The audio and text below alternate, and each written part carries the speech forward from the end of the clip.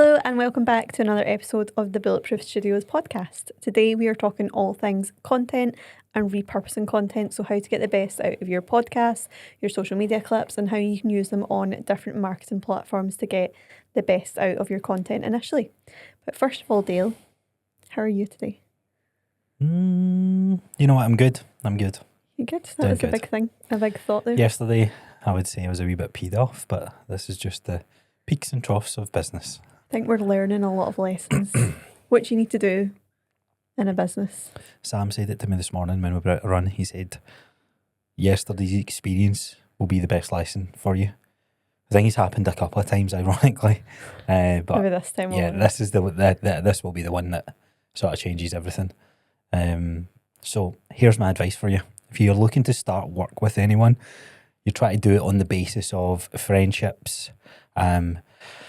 I wouldn't even call it being nice, but ultimately when you're exchanging services, like being promised to get paid at the end of it never really works out. I think when I say never really works out, it works majority of the time, but it's these times where like the small 30-20% when it doesn't work, you're reminded of that. So I was going to do numbers, but I think there's been well over £6,000, £7,000 worth of business that people have bumped us out of. Like when you think of the work that we've done and then not get paid at the end of it, people ignoring us, people just doing a runner, which is mad to think, especially when you're in the stages that we're at of being a small business and trying to get out the gates. And this happens at all business levels.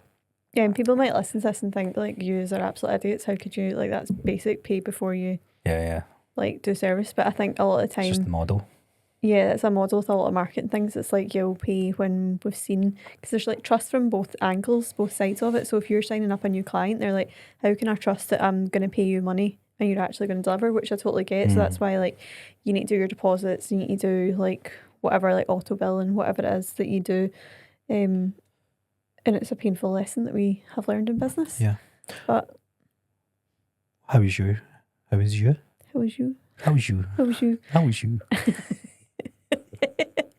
Don't know why it came out like that. How are you? How are you? I'm fine. I'm getting quite tired. Yeah. Getting very tired. 12 weeks of... Jill's got 13 weeks until 12 and a half. The baby's here. Give or take. And the way I look at, when I hear 12 weeks, the first thing that comes into my mind is a prep, like a muscle building prep or a fat loss phase, because typically they would span over 12 weeks in my back in my coaching day. So I think that's quite funny and it's quite scary when you think about it. That's scary because like they go through quite fast. Yeah, I'm going to say that to David tomorrow and then, from NTN, because he does the 12-week peak. Yeah. I was like, we're one 12-week peak away from seeing our kid. That's quite scary. Wow. Wow. As well. Cooper's dreaming just now. I don't know if you can hear him. Yeah, he's like barking in his dream. It's very cute. Very cute. But yeah, I'm good. I'm just, I'm definitely feeling a bit more tired this past week. I think it is quite hard trying to juggle work, running a business and socialising and building a baby, growing a baby. How does it feel being pregnant and running a business and try to not please, but try to have a social life as well? I've done it again. What? Social life. Yeah, we've realised in the past couple of weeks. I've just developed a lisp. Social anymore, it's your social life.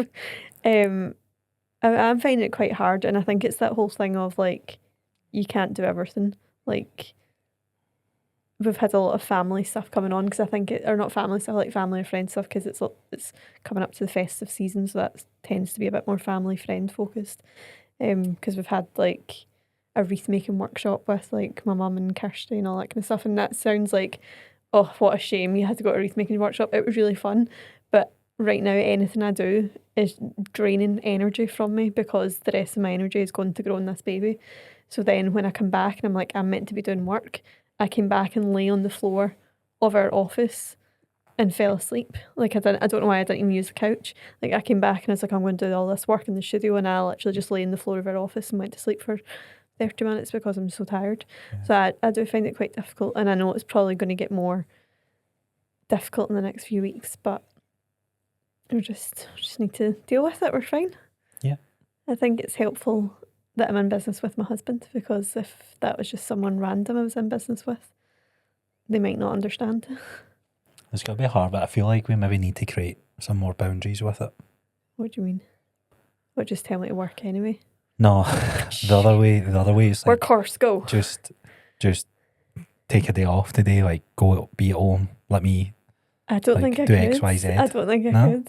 Like, see if you say to me, like, I was going to say today, like we should have done like you said yesterday, right, we got up early and go podcast. I was like, right, cool. So I ran with Scott like 6 or 7 and I came home, and then obviously like you what the stage you're at in pregnancy and that, I could tell like you didn't have the best sleep and all that sort of stuff. So we had like a slower start to the day, and then we had the first memory room booking. And I was like, right, cool, we'll just vibe and we'll get into the day. And I was like, maybe today is the day where you just take a wee day off. no. I don't like it. If you say to me, like, I'm going to go up to the studio and get X, Y, and Z, like, you just take a day off and just, like, You might need to go for a walk, go for, like, do what you ever want to do. But I just would feel guilty because I'm like, you're working and I should be working. That's you feeling I know guilty. it is, and I know you wouldn't come home and be like, "Oh, how was your day off? Was that nice?" Like, I'm really Must stressed. be nice. But like, yeah, Must I be know. nice to lie on the couch and grow a human. Like, I know you would never come back and say that to me, but I think it's just me because I'm used to working. Yeah. Like, I'm just, I don't know. Nah, I'm being serious though. Like I was going to say it today, but we had to get this recording, so a couple of days late or recording the podcast. Okay. But that's just maybe hindsight. I think it's What are just, you going to do? Like weekly episodes and our baby's here, I think what we'll do is batch record a few right? before the baby comes, so then at least when the baby's a few weeks old, I won't need to come in and record. You And know, then why not after just do that- solo episodes? No, people love us. They don't just love you. They want us. They want me. People love, basically what you're saying, people love me, they don't like you. Right, okay. No, Sounds they- fair. Sounds fair. But I think, yeah, like then when the baby's here in a few weeks old, or like we'll just do a couple of podcasts here and there when we can. I think that's the beauty of having our own studio. So it's not something we need to book in. Mm. That's good. You want to move that mic a wee bit lower? It's covering your face. It's funny because the mic, like you're a small individual and the mic's like, it's like half it's the length of your face. It's funny.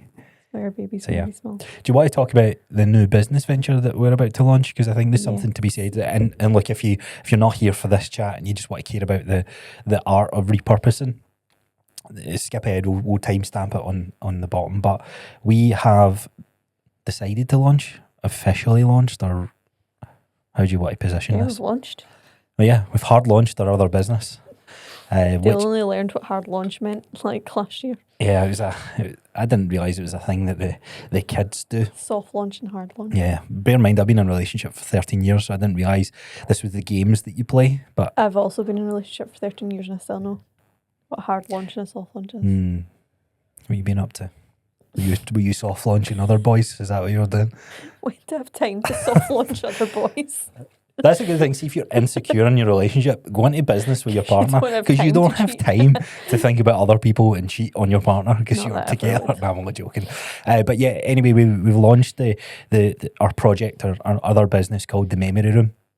And this was something we're going to keep as part of the podcast studio and the Bulletproof Studios brand. But the reason it's taken 7 months to launch this was because it didn't feel right. Like talking about stories and life stories and that being I said heirloom earlier. What is that? Heirloom. Heirloom. An heirloom that is passed down through generations, done by Bulletproof Studios. I don't know, the branding, the messaging. Bulletproof sounds a bit harsh. Bulletproof your family legacy. It just didn't, to me, it didn't really make sense. And we sat in this idea.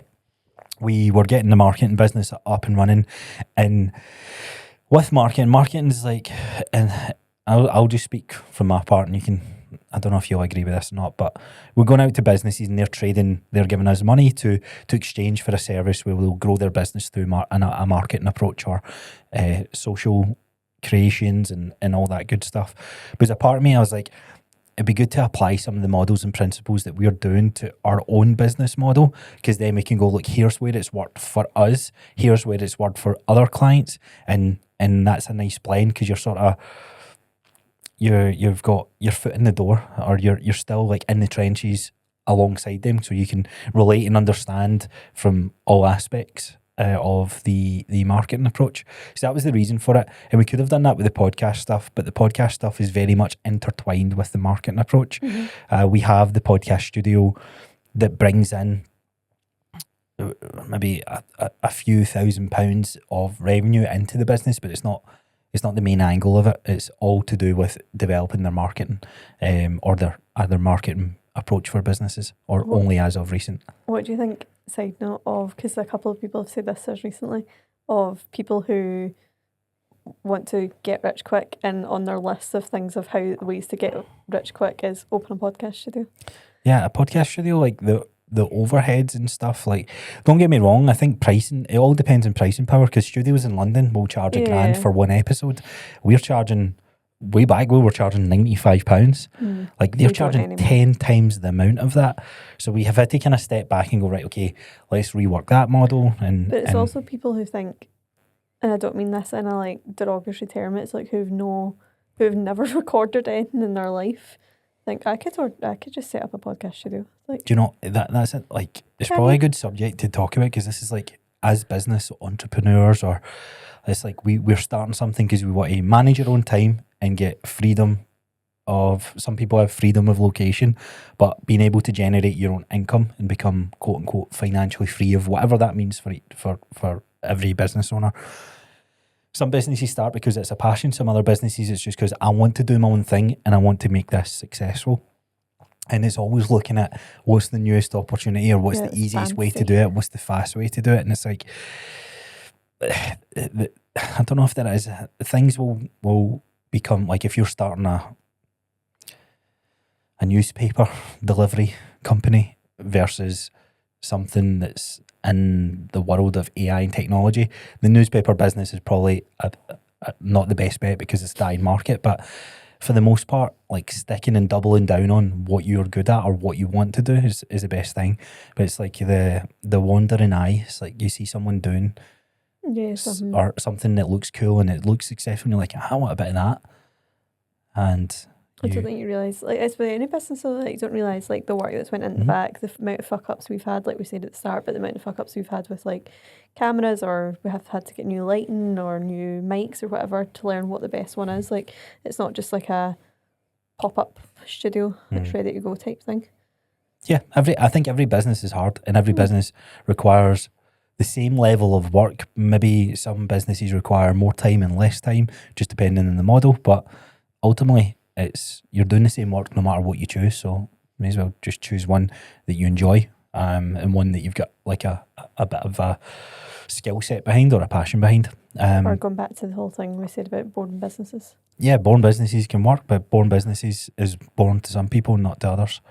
So the back to memory room. Yeah, so the memory room is almost like an extension of that. We sat down, we had we're writing out all the services that we wanted to do, and it came from sitting at a funeral and hearing a eulogy of like someone's life, and I just thought all those photos and the videos, the old school videos that we'll have of the older generation, that sort of disappears to where we are just now. And we're growing up in the age of technology and videos, and we all have iPhones and that sort of stuff.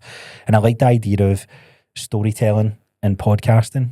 I really found that bringing people on the podcast and interviewing them, like, I love talking about people's stories, but I always seen it from a business side of things and like a fitness side of things. And I was like, everybody's got their own story, like, and everybody's got their own story worth telling. And I was like, who cares about your story most? Well, it's your family. And there's a lot of things in our family that we don't really know. And it wasn't until we were having a conversation just a couple of months ago, and it was like we were saying, we've been in each other's lives for 13 years, but there's things that we still don't know of each other. There's still a new conversation we had, and I was like, today, actually driving by, I was like, I coached my first basketball class in that primary school. I don't think you ever knew that. No. Like, not that it changes the dynamic of a relationship, but it's you're still learning about someone 13 years later. Hidden memories that are like tucked away in your mind that don't come out.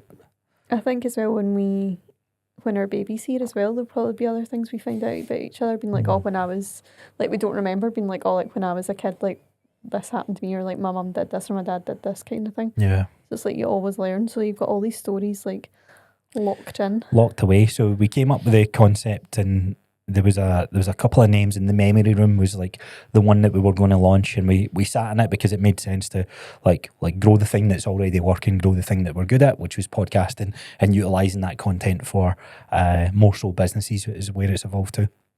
Now we're fully fledged in the marketing component. We thought, let's take some of those skills and look to develop this other branch of the business, which is more, I'd say it's more of a product business. I think there'll be some repeat business within it, but it's like not a one and done, but it's like some people might want to recreate it. Yeah, but because some people might want to do it yearly. We've not really explained what it is. So like memory room is where you can come into the studio, or we can come to you, wherever you are, and we basically record your story. So it might be you want to sit down with your grandparents and hear more about their life story, about how they grew up, how they first met, what their first date was like, what their life was like before they had kids and before they had grandkids. Because a lot of the time, like, we think of our mum and dad as just mum and dad, and our gran and papa as just gran and papa. We don't think they actually had a life before us. And yeah, they might tell you the stories. Like, my gran told me loads of stories, but like I can't remember them all. Like, Yeah, I yeah. wish You my could just gran was record here some of and I them. could have like sat down, because she had so many great stories, same as my granddad, that we could just sit and chat about it. But they're gone, and we can't have that. So like, this is their chance to like share their story, and you can watch it back in years to come. So that's like one angle with it. The other angle we've done is we started recording messages and videos for our unborn child. So like, to learn what we're like before we actually become Yep. mum and dad. Because at this point, like, I've got thoughts and stresses and things that's coming into my mind, but about to become a dad, and I'm capturing that on video, like raw thoughts, because everything that we're thinking just now, most of it's going to be irrelevant in 10 years' time, and I'll not know what those thoughts are. Yeah. And if we can get snippets and record them in the moment, I think it's going to be quite cool to play that back. Yeah, 'cause it's almost like a journal, Yeah. but like in video terms. I know, like, so I'm really excited to. So we're officially launching this next Monday, and we got a couple of pilot clients that we're working with just now, just to test out different concepts, and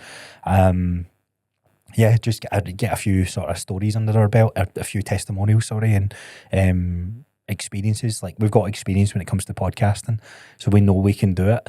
But it's just the whole, like, with any business, it's like, right, okay, what's the first way that you get your first lead into your business of someone paying you money? Well, you look at your own network. So we're making a post, it's like, here's the concept, here's what we're looking to do. Is anyone interested? Cool, let's do this free of charge or at a lower cost for you, in exchange for your feedback. And if we've done a good enough job, a testimonial would be great. And then from there, that's how you just build traction, because you can then utilize that in your marketing approach. So we'll share all that like that, because I think we'll definitely share like what it's like along the journey of what Yep. we're doing, because that's what another reason we wanted to do it is to, like, we keep saying, oh, try this market, do that marketing, Yeah. which is good enough for us to say because it works for our clients, but it's like we actually want to do something for ourselves. That Yeah, and we were talking about building our business, and it's like, oh, we're building our business by helping other businesses grow their business. And it's like, I feel like I've always found when I've looked at marketing content, I'm like, yeah, but that's easy for you to say because it's a bit of a victim way of looking at it, I guess. But it's easy for you to say because you're talking about what strategies are working, but that strategy is never going to work for me. So if we talk about building our business of this brand new product, there'll be elements that you'll be able to take from that and hopefully apply to your business journey. So one of them strategies will be repurposing content. Content can be repurposed. And what would you say to, it's actually crazy to think people, when you post a piece of social media content, there's still a majority of business owners and even creators will post that piece of content and that'll be it. It's like, okay, I've touched on that subject, let me move on to the next thing.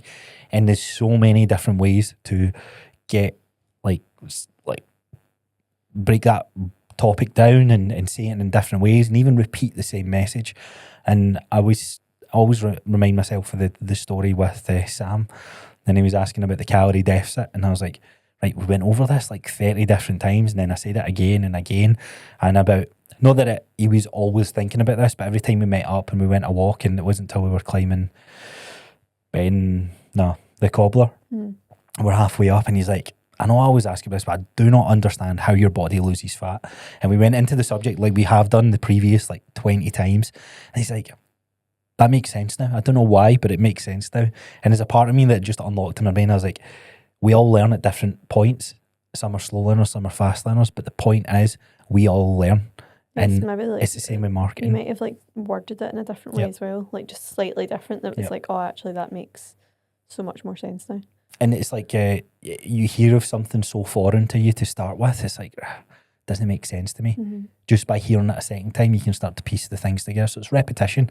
And a lot of business owners will miss that repetition piece, and repurposing content is a great way to go about it. So how do you want to cover this off? You want to structure it in a, like, do you want to talk about the different ways to repurpose content? Yeah, I think it's like why as well, like what you just said there, but it's also like make your life easier by repurposing content. Like a lot of people might sit down and think about their content, and it'll take them ages to come up with a content plan because they're trying to come up with new and fresh ideas. It's like, right, well, what's actually got you your clients and your customers in the past? Is it a PT who spoke about calorie deficit that's worked? Do it again. You've got a different audience. You've got a different. You might have more people in your audience. You might still have clients who haven't really listened properly or haven't seen the post, because on Instagram, if that's where you're sharing your stuff, you don't see every single post from every single business you follow or every friend that you follow, because that's just the way the algorithm works. You don't see everything all the time unless you're on Instagram 24/7.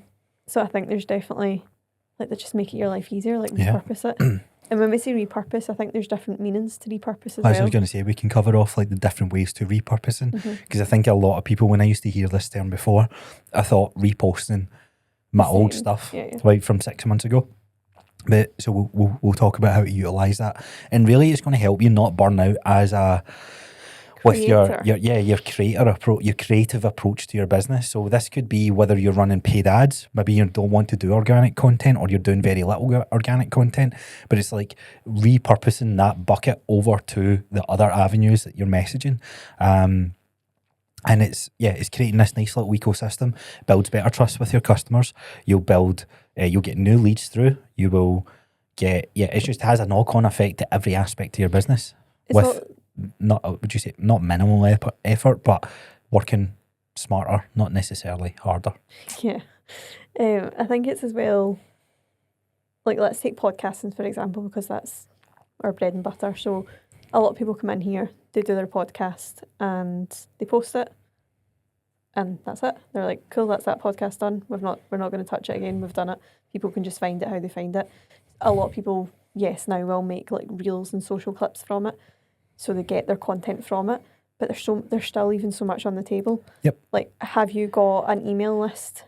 Okay, let's use AI to get a transcript of your podcast to get your main points out of it. Write an email off the back of it. Here are 5 things we spoke about in our last podcast. If you want to listen to more, here it's on here. Or even just like take the key valuable points out of it and put it in an email. Put it in a swipe post on Instagram, because you've got your clip, but put it in a swipe post as well. Twitter post. Put it in a LinkedIn Twitter post. Put it in a Facebook post. Whatever it is you want to do. Do SMS marketing, whatever it is. Like, there's so many different marketing ways you can run paid ads, do the paid ad message to the podcast. The podcasting is a great one, because it's one that's, you can get the theme behind it. Like, one episode, yes, you can create 20 clips off the back of it. So we understand that. But again, it's like, right, how do you go to another level and another layer? Well, that podcast, let's say an example of like a strategy that we talked about is the founder story. Okay, so every business will have a story and why they started, or a description on who they help and why they help them, with a testimonial paired on the back of that. So I say you do a podcast episode about that, 30 minutes long, 40 minutes long, whatever it may be. You post that and it gets 30 to 50 views, and you're like, okay, it's a bit rubbish. Okay, it's done. Well, that's your core. We called it season 0. That's the core episode is recorded. So then it becomes, okay, that piece of content's there. How do we repurpose that and drive more traffic to it? Okay, we can run paid ads to the messaging that you're trying to target, or the audience that you're trying to hit. That can run, and it's not going to cost you. It's not a huge buy-in for people that they have to pay for something. So you can run traffic that way. Run traffic through your email list, like you said, your SMS, your social media, your LinkedIn posts. You could just talk about the same subject in so many different ways over those social posts, your stories, like so many different ways. And I just think it's easy. Yeah, I think people just forget, like they think, oh, podcasts and reels, that's all we do. or not, and I don't mean like we do this, like I'm not trying to sell us, I'm just saying like that's all you do with the podcast. Yeah. But there's so many ways that you can market your podcast through that, but just also repurpose the content. Yeah. So that's one aspect of repurposing. What other ways did you have? Make a wee squeak. It was my legs in my trousers. So there's repurposing content that side, but also from a perspective of the messaging. So let's say our messaging was like our last podcast was we done one on personal brand, which was a good podcast. Thank you. I've said it's a good Giving yourself a podcast. pat on the back. Yeah. That was a good one. Thanks. Yeah. Actually, was the #1 podcast in the whole of the UK. Yeah, well, so let's say we've got that podcast, we've done a video on it, but we could still do more content on that, but keep the messaging the same. But let's change the environment. So I done a video about it in the studio. Let's change environment. Let's talk about our personal brand while we're outside or while we're on a client shoot. Let's get a testimonial from a client talking about how we've helped them with their personal brand. Let's do the same script, but just change the hook. So change how we open the video, whether that's a visual hook, so the way we look when we open it, or the way like an actual, what's the word I'm looking for? What's the difference between a visual hook and a verbal? Verbal. Yeah. Jeez, I cannot think of that word. I was going to say audio hook. Verbal hook. Let's change that. Let's just change the call to action. Let's just change slight bits about it, but it's the same message. Like I've read that before. Like you should be bored with your own content and your own messaging, because if you're not bored with it, you're not talking about it enough. Yeah. Like your clients and your ideal customers, like we said at the start, they're not seeing everything you post. So you should be like hammering that core message that you've got multiple times, because if someone sees it for one time, they're probably not going to be sold on it. Well, they might be sold on it, but they might not be sold on it straight away. They need to see the same message quite a few times before they're actually going to take action. It's like top of funnel. Top of funnel is kind of referred to. And funnel is essentially like the top of the funnel is like people don't really know who you are and what you do. And this is like with social posts, this is sometimes the audience that you're reaching out to. And it's like, okay, that top of like, we know the intricacies of maybe a service that we offer when it comes to like the paid ads and the type of creatives to make, but that might not speak to a large percentage of our audience. So you need to kind of dumb the messaging down a little bit and make it more simpler and easier to understand. So if you take the subject of what's like an easy one for people to think about, I'm always going to go to health and fitness just because it's where I came from. So let's say fat loss, right? So I do an episode on fat loss and it's like, okay, that's me done. It's like, no, right. So there's elements of the category, the problem, or the content that you're putting out. You pick that subject and it's like, okay, I've done the best way to lose fat, the 5 myths around fat, the best foods, what's the best routine to have. Like there's already 4 or 5 different concepts that feed into the same core message of, okay, people want to lose fat, what's the best way to go about it? And then you've got the news articles that are coming out just now with like Ozempic and that sort of stuff. You've got the fastest way to lose fat, the slowest way. Here's a testimonial example. Here's how I lost fat. There's so much that it can be repurposed, and you could genuinely only have a podcast with that one subject and repurpose that so many times that you get a year's worth of episodes out of it. And it's the same with like your content for Instagram. Like you could just be saying, hammering the exact same message but doing it in a different format. So like you said, you've got your message, you could do it in an educational way, you can do it in a data-backed way, you can do it in a storytelling way, you can get a client to tell them their story, but it's the same topic you're talking about over and over, but you're saying it in your different content buckets or different formats. Yeah. So any like subjects aren't just one and done. I would always like pick the subject and then think about like breaking that into subcategories, I think it's normally referred to as. And that is a way of repurposing. So it's not just reposting. Reposting, I think, is still a good way. I think a lot of people shy away from reposting their old stuff. Yeah, I think as well, if you have like a change in business or like a surge of new followers or a different audience change, because people don't go back on your grid and look back type thing. They like, I don't know if you do that from an Instagram behaviour, like go on someone's grid and like see what they're doing. It's like you're just in your I think some people do it. Don't get me wrong, seem to come across, I probably do it more with TikTok because I'm more likely to get someone on my feed who I don't follow, because that's like more the TikTok algorithm than Instagram. I do it on Instagram sometimes as well. If I'm like, I get hit with like a guy's talking about becoming a dad and some of the neuroscience and the behaviours behind it. And if I like it, I'll click on his page to see another video. But I don't think I go back that far. Yeah. So I maybe think I'm if you've getting had 2 a or bit- 3 swipes. Yeah, I think if you've had a video that's performed pretty well, you've got like good actions from it, or you had like good clients and leads from it. Yep. If it's not worthy of a pinned post, like it's not relevant for a pinned post on your grid, then I'd say like post it again like in a few months, just see what happens as well.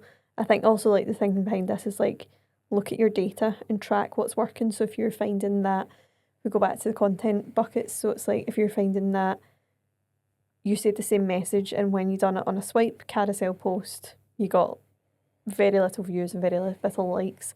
But when you said it in a storytelling kind of format, the views went up, the likes went up. It's like, right, that's what's resonating with my audience. It's storytelling.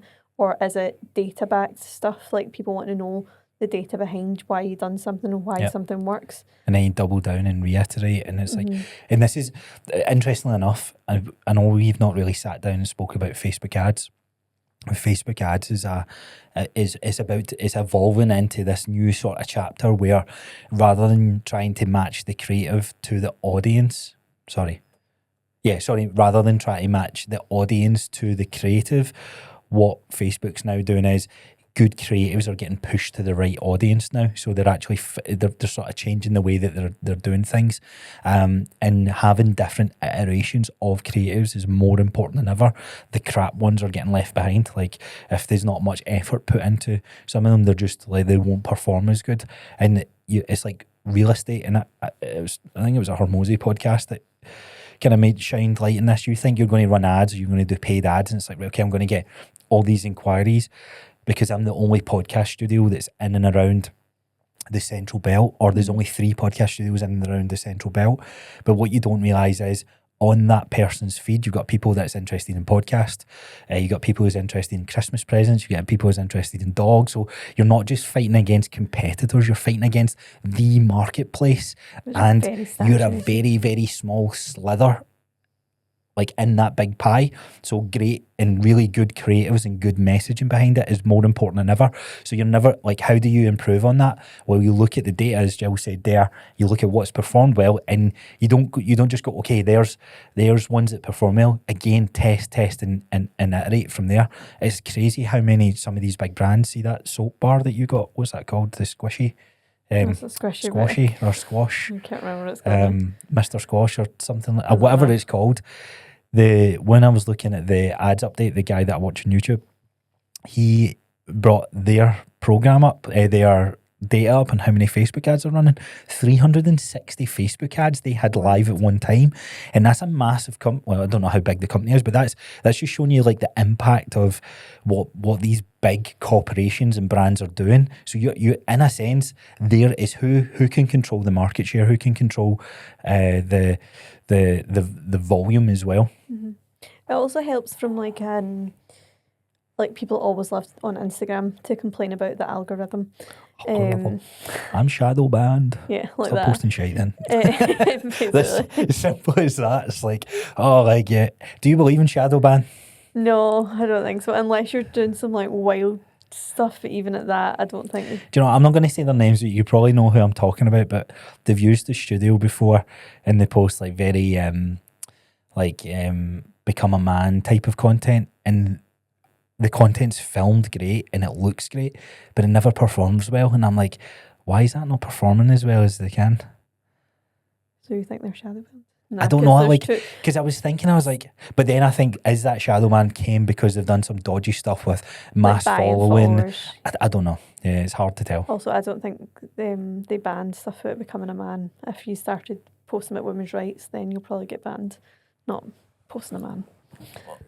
Okay, we're going off subject here. Yeah. Like, they're not going to just put the male agenda out there, so quiet the female agenda. That's my feelings on that. Back to marketing then we'll just talk about where we're at there. What I was saying, the algorithm. So like the more you're posting about a similar theme of content and similar topics, like the algorithm gets to know, or like whatever the back end of Instagram, I'm not that technical, gets to know like what your channel is about, who you are, what your interests are, who your ideal clients are, and it does start to like push it out to that because it's from an SEO perspective. So from a search perspective, not a lot well, I'm saying not a lot, our generation use Instagram, TikTok to search tips or places to eat or places to go or things to do or advice on fat loss, whatever it is, rather than using Google, because that's just that is the search engine we use now. So if you're constantly posting the same thing, whether that is reels with text on them or whether that is like carousels or just the captions, Eating up the marketplace. like you are Dominating the marketplace. you are talking the same thing, so the algorithm's learning that is what it is, so it's helping you with it from the search engine point. So, have you heard Gary Vee talk about it's not social media anymore? Yeah, it's interest media. Yeah, And this is where the algorithm, like if you talk about the algorithms and the processing power and get geeky with how are they matching content out to your feed, it's getting really, really good that showing you videos of what you like what's our TikToks like? It's dogs. Dogs and babies, second dogs and babies, wholesome content for the memory room business. Yeah. I shared 1 or 2 posts with you, and then I found 3 or 4 businesses of doing a model that was very similar. So in terms of market research, I couldn't find anything. Couldn't find a single other business that was doing this. Was down the ChatGPT rabbit hole. I was on Google, and all it took for me was to search social. Did I say social wholesome content? And I was like, oh, I like these styles of videos, and I sent them over to Jill, and I was like, these are good styles of videos that we should create for the memory room. And then I get hit with more, and then lo and behold, I was like, there's a business doing what we're kind of, not that like we're all similar in the sense of that, but I was like, that's very interesting. So interest media is what Gary Vee calls it, and it's, you will only see the stuff that you're genuinely interested in. So the days are gone where, right, let's create a viral hook so we can get a wider audience. But back to the point that we were talking about last time, we're like pushing a granny off the bus or getting someone to fall, that's going to get more attention than you sitting down talking about educational content on marketing as an example. But there is an audience out there that are interested in, all right, okay, how do I get more time back from my marketing and my social approach? That's going to hit them. It might not have as big of an audience reach or as many likes and views, but it will reach the right people now because the algorithm is getting more powerful. So don't shy away from kind of geeking out in the stuff that you truly believe in, you truly love. Like, it's going to get better and better. The different side of that is you will be competing against your competitors as well. And I think there's just a note as well as with people think the algorithm you need to have, like we've said it before, like your hook, and we'll design hooks and stuff like that when we're doing our content and client content, but it needs to have a hook. It should be under 60 seconds, just be this. But the memory room, I know it was the first video we launched. Like Dale absolutely loves long form content. Like, I struggle with short form content. So see, if I tell Dale, like, can you go do a quick video for the studio about this? Or it's a 15-minute video that I'm like, I'm going to need to try and cut this down into 2 minutes. And you used to it with your coaching, because like if I would edit some of your coaching videos, I'm like, this is 6 minutes long. How am I meant to put this video out? But the memory room was like, what, 2.5 minutes or something like that? Yeah, it was under 3. I think it was just under 3. But it done really well, and people actually did watch the full way through because it was something new. It was something that they were relating to, and I think it was because you were sitting down and you told a story. Yeah. Like it wasn't just like, hi, I'm launching a new business, doing this, we're doing this, sell this, buy this, sign up now. You explained why we were doing it, who it can help, how like you can tell your story through it. Yeah. So I think that's why it worked so well the way it did. And another kind of point to this, like connect your content to stories of some sort. Yeah. I'm trying to bring up the memory room post because we done one like hypothetical questions to ask your grandparents, only because we've not had anyone that's sat down with the grandparents just yet. I then went in and recorded a memory room, and then I was like, here's 5. I've recorded a video for my unborn child. Here's 5 things that I'm thinking about that I'd never considered. And that got 5 times the engagement and reach than the other video. It was a personal story to you. Is that to say that the 10 questions to ask your grandparents isn't irrelevant? No, absolutely not, because it's still is growing and it's feeding into this nice little ecosystem for your content. So yes, the data is important. Yes, it's good to reiterate, but just do what feels right, because it's like, I think this is such a hard one because you do have to go on your gut, but some people don't know the approach, if that makes sense. That might be why you work with someone or you bring someone like us in. But sometimes, like, just trust your gut and don't get too caught up on the likes and the numbers and that sort of stuff. It's just powering through and being consistent and kind of taking action on it. Yeah, and there's ways to look at like what your content performed well, and then using that to repurpose. So, for example, one of the clients we work with is an aesthetic clinic. And I think we mentioned this before, like one of the videos that done pretty well was where they were talking about wearing SPF and what their biggest skincare regrets were, because they didn't wear SPF when they were younger and that kind of stuff, and being out in the sun and sunbeds. And that video done really well and got a lot of engagement and a lot of comments. So on the next content shoot, we were like, right, let's do that a wee bit different. Let's talk about what you can do if you've not used SPF. Is it too late? No, it's not too late. Start your journey now, that kind of thing. So it's like it's the same message, but they've just done it in a different way. And then we also took it and done like a more fun style, like rating video, where they had to rate the product or like say overrated, underrated, and we made sure those topics were in it. So it's again like looking at what performs well or looking what resonates with your audience, and like how can you say that in a different way? Yeah, how do you pivot it? No, on you go. No, ladies first. I was going to say, what do you think about, because it's very easy to just say, okay, let's repurpose our content on all our channels. So let's take the same video, and we're not very good for this because we need to build out our strategy for each channel. But let's take the video we've done for Instagram and let's just post it on LinkedIn and TikTok and Facebook and YouTube Shorts and just hope it performs the same way. I think truthfully, you should only pick 2 channels, if I'm being brutally honest.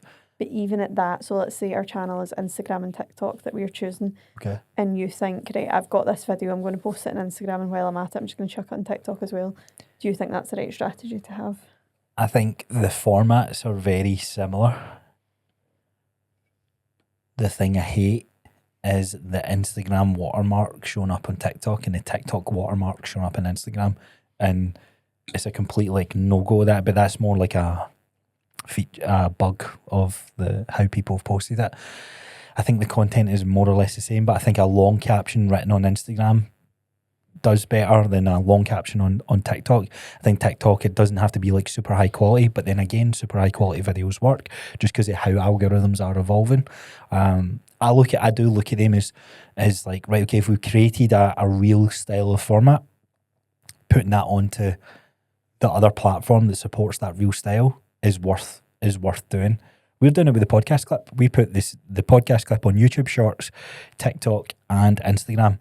Instagram will get a level of performance. TikTok gets a level of performance, and then YouTube Shorts for some of them have done like triple the performance for whatever reason. Don't sleep on them if you've got a podcast. So it's like it's done in the same format. So I think format's important.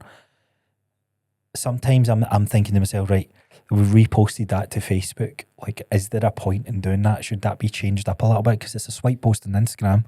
It's not a swipe post on Facebook. But these are all different things that again, it also is down to testing. Yeah.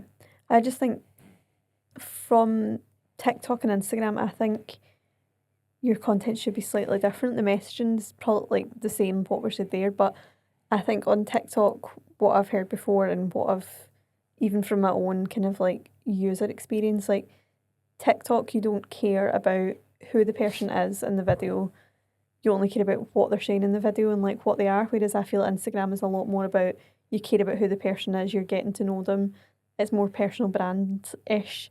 Whereas TikTok, you're there for the comedic value, the education. You don't really care who it is, if you know what I mean, behind it. And I feel TikTok is a bit more raw and unfiltered. I think TikTok, you'll get more hate because people can make dummy profiles pretty easily. Instagram has everybody's got like a personal like that. That's why America tried to ban it. Yeah. There's too much freedom of speech. So I don't know. I think I don't. Because there's certain trends and stuff like that work on TikTok, and like you see them on, like they start on TikTok and then they go over to Instagram like later. But I don't know. I think there needs to be an effort into your TikTok and your Instagram strategy. I think they need to be different. So there's your task for next week. I was going to say, what's our difference then? Because we're not doing it. I know that's there's your task for next week. We need to look at that. How would we differentiate our audience on both ones? I think if we do need to differentiate it, I don't know if it's worth not doing just now because we don't have the capacity and the workload Yeah, that's like to do that. That's why I think like picking a handful of channels. So repurposing then, is that anything else you want to cover off? You touched on it all? What was that wee noise What? that came out here? What? Is that? Sorry. No, I think like I think just don't sleep on it. I think like a lot of people just Sleep on it. yeah. So what to do? Here's the challenge for you. Whether you've made 5 social posts this year or you've made 35 or 350, whatever it may be, go back and just look at some of your high performing pieces of content. Someone's resonated with that. Now, the only caveat I would say to this, if you've done a virally TikTok style to jump on a trend, there's maybe ones that do you really want to repurpose that? I think look at timeless ones. Yeah, the algorithm is definitely evolving on the content that is shown to people. And if you've got a market or an audience of individuals that it's a product, for example, then showcasing that product in different ways. Like just look at some of the posts that have been about your product, about your service, or have an element of your service in it, whether it's a testimonial, and look at that and go, right, how can I recreate that or repurpose that? And testimonials they should be timeless anyway. People are using, I took brands and businesses on who have testimonials from like 2022 and it's still on their website. So it's like, why is that any different from your social media? Yeah, it's like someone had a good experience. I love the place in Coatbridge. It's like best chip shop of 2011. Like they just hold on to that title. Now that's an extreme version of repurposing, but it's now became a bit of a meme and a bit of a kind of a funny thing that sort of they've just embraced. So yeah, like don't be afraid to repurpose it. Just because you've seen it or you're tired of it doesn't mean it isn't valuable. And most businesses need about 200 clients to be flying in life, and to like the 100 people that may have seen your post, like reposting it, let's say 5 of them see the same post again. Our brains are so rotted. See so much content, you forget that's the messaging. Yeah, so. And I think the other side note to take away is just if you're posting it on your podcast, if you're posting a podcast or you're posting it on Instagram, think about what other channels you can put it on. Have you got an email list? Have you got a website with a blog? Yep. How else can you get the most out of that content? So you can you're not being lazy with it, but it's just not having to reinvent the wheel every single time you're trying to do a piece of content. And it's the one place where you can dominate the market and become Mr. Worldwide. And on that note, reach for the stars. And if you don't reach them, if you don't catch them, at least you're on top of the world. I only said that, so I wasn't sure if you had a Pitbull quote. So Dali. Repeat it. Dali. I know. I was going to say Dali, and I was like, that's another quote. I don't even know what that means. So reach for the stars, and if you don't catch them, at least you're on top of the world. But I'm not. I'm sitting in this chair now. You're also not reaching high enough, are you? Just to reach for the stars, you need to jump up and be high. Jill Pitbull Crosser. Maybe the baby should be called Pitbull. Put it as the middle name. I'll have a Pitbull hairstyle, maybe. Who knows? On that note, we'll see you guys next week. We've got a fantastic guest episode lined up that we're sitting down with tomorrow. And this is one of the GOATs in the copywriting space. And yeah, excited to share that with you guys. See you guys next week. Bye.